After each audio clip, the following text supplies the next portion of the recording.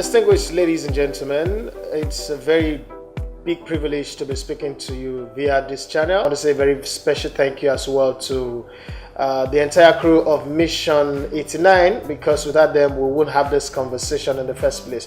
As you already know, I am one of the victims of this sports trafficking menace, and it happened in 1999. I'm sorry, and since that time till now, I've dedicated myself to try to get as many people that are stranded in one country or the other, whether in an African country or European country, back to their home, and some have not been able to come back. But that's not the conversation. Let's focus on the root cause of this. If you notice, the majority of the people that are victims of this are people from poor countries, the west coast of Africa, from Gambia to Senegal, Mali, Cote d'Ivoire, Ghana, Nigeria, Togo, Benin Republic, and the rest of them. The reason being that everybody have this big idea that the footballer, the Drogbas, the Eto'o, the Okochas, the Kanu Nwankwo, Finidi George, Sondo Lises, the Ahmed Musa, Victor Moses, John Mikel Obi, and the rest that they see are associated with big life, private jets,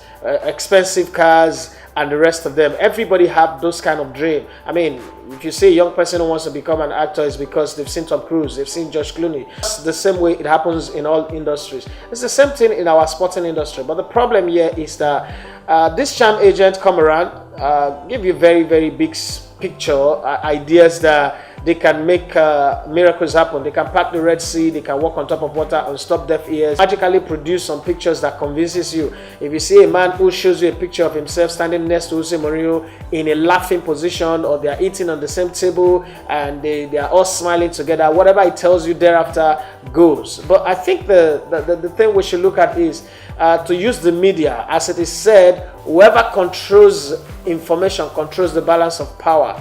The way we put out this picture of how beautiful the game is, it truly is beautiful. I know that from experience.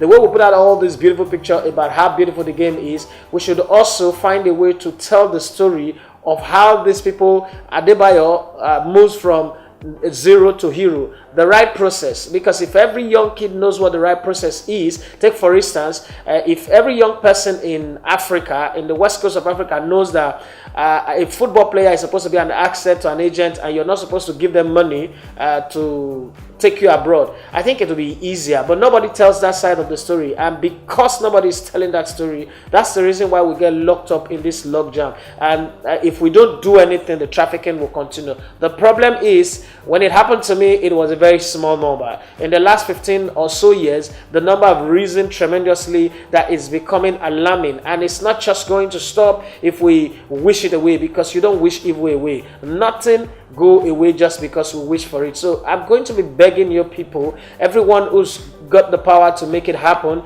if you need to speak to the players, if you need to speak to the coaches, let's hammer on the fact that there are truly fake agents. The way we combat the malaise of Ebola virus and all the meningitis and malarias and the rest, let's combat this disease that is bringing the beautiful game to disrepute, that is causing problem. Because for me, we lost our only land at the time, and my family went into debt, and I was trapped in Cape Verde for 11 months. Some other people stay longer than that, and some other people don't even get their lives back. So I think we should look into the direction of continuously making these superstars footballer, all the young people living in poverty are looking up to speak up about what is happening and how to avert it. And I think if we do that, it will be easier. Let's go to the grassroots.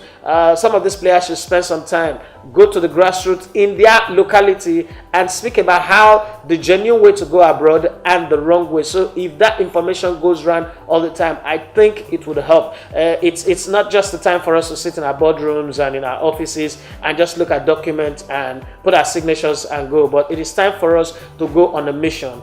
We might be more than 89 people, but it's time for us to get on this mission and join the team of Mission 89 and fight this scourge that is trying to make the beautiful game ugly. Thank you.